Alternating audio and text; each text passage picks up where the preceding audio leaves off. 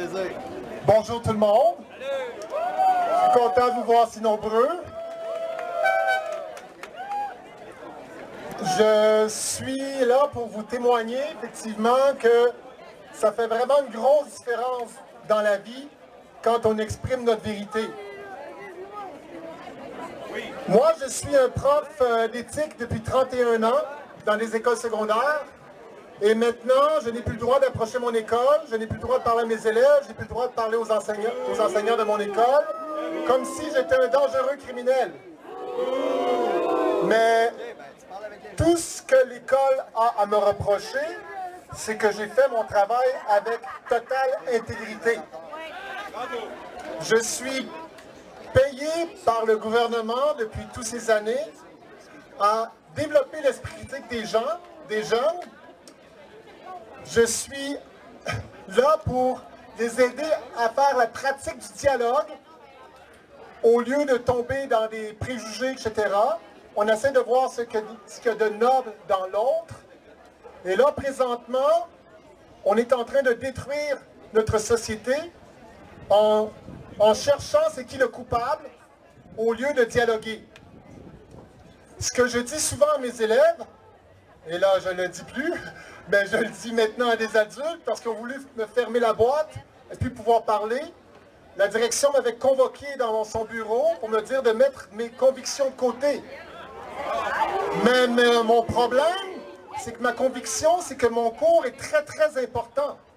D'enseigner les bases de notre société, la Charte des droits et des libertés de personnes et justement la pratique du dialogue, l'esprit critique. Et là, ce n'est plus possible. Donc, j'ai dit que je ne pouvais pas me taire. Je vais continuer de parler librement.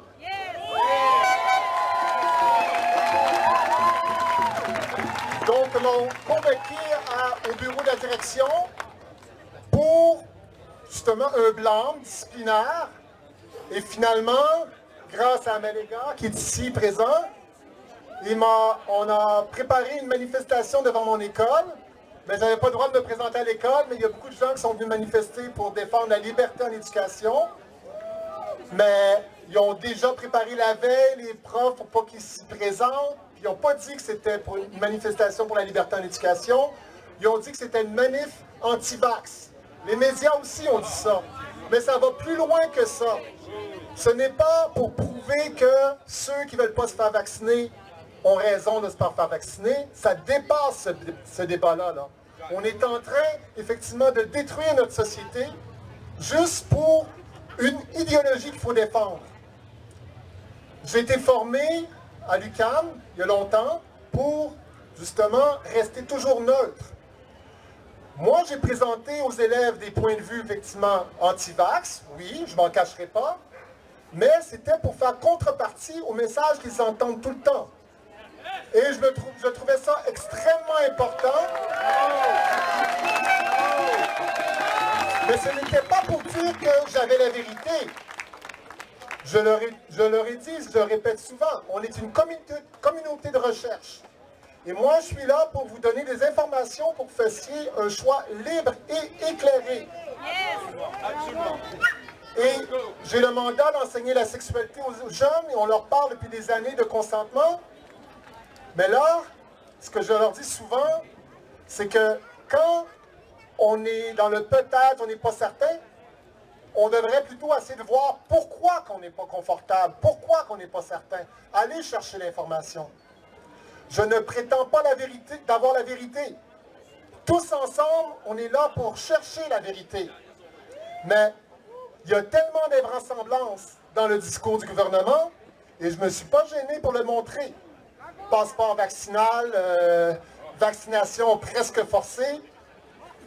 Quand je suis rentré dans mon école, j'ai vu que quelque part de parler contre le vaccin, c'était presque dangereux. Quand je suis rentré dans mon école, on m'a demandé si j'allais convaincre mes élèves de se faire vacciner parce que c'est important. Tout de suite, j'ai affiché mes couleurs. Ce n'est pas mon mandat. Je ne suis pas un vendeur de vaccins.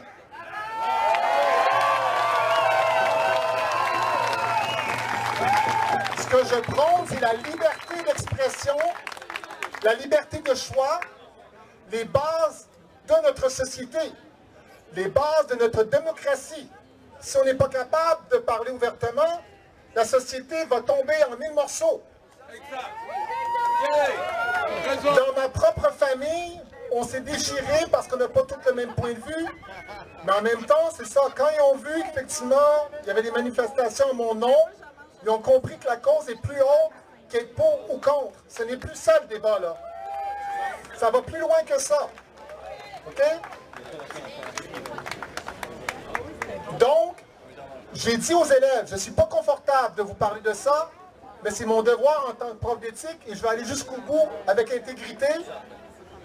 Et là, je savais que probablement que les murs ont des oreilles. Vous allez en parler aux parents, mais ça ne me dérange pas. Le message doit passer, mais je risque de perdre mon emploi et je le sais très bien. Et même des élèves qui m'ont dit, « Oh, vous n'avez pas peur de la mort? Vous n'avez pas peur d'attraper le virus? » Mais je l'ai déjà attrapé le virus. J'ai été très malade, mais je suis la preuve qu'on peut en guérir. J'ai un système immunitaire.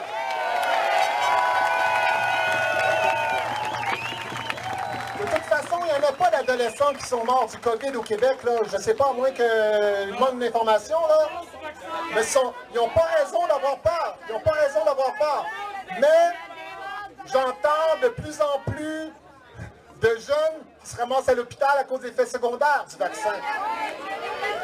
Je ne voulais pas avoir les mains pleines de sang, d'avoir partagé une fausseté juste pour garder mon emploi. J'aurais jamais été capable.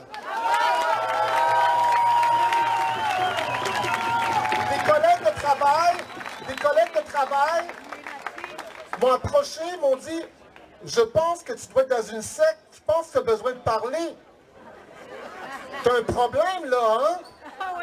Tu vois pas clair, c'est pas basé sur la science. » Sauf qu'à chaque fois que quelqu'un me dit ça, j'ai tellement d'arguments, je m'informe depuis des mois là-dessus, puis eux, ils vont peut-être s'être informés, peut-être à travers les journaux, puis ils me le disent honnêtement, 1 heure ou 2, ouais, je me suis informé un petit peu. Puis, mais ils n'osent pas m'écouter, ils se sauvent parce que j'ai trop d'arguments. Ils ne veulent pas l'entendre, la vérité. La vérité fait peur. Depuis que, finalement, ils m'ont interdit d'approcher l'école, je me suis jamais senti aussi libre, aussi dans ma mission. Et j'enseigne plus juste à mes jeunes, je partage mon message à tout le monde maintenant. Donc plus qu'ils veulent m'arrêter, plus qu'ils veulent brimer ma liberté, plus j'en retrouve ma liberté. Une des raisons pourquoi je me suis levé, peu importe les conséquences financières ou quoi, okay, c'est que je sais que finalement, ils sont très mal pris avec mon cas. Parce qu'ils n'ont rien à me reprocher, ils n'ont jamais rien écrit nulle part le pourquoi je n'avais pas le droit d'approcher l'école. Et je pense que ça va prendre beaucoup de temps avant qu'ils me rencontrent encore. Vraiment. J'aime déranger et je dérange. De m'être levé, ce n'est pas juste pour mes élèves. C'est pour encourager d'autres à se lever aussi, à prendre des risques.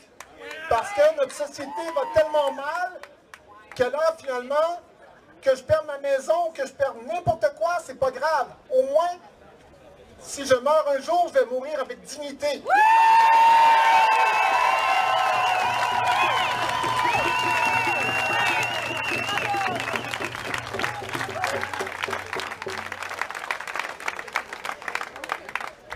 Depuis le moment où est-ce que j'ai pris cette décision, depuis qu'on m'a mis dehors de l'école, je vous le dis, je me sens complètement transformé.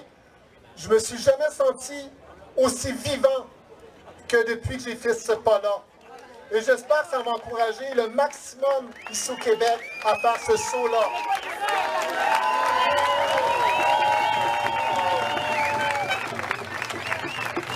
Le saut en parachute, mais tellement satisfaisant. Je vous y encourage. Merci beaucoup.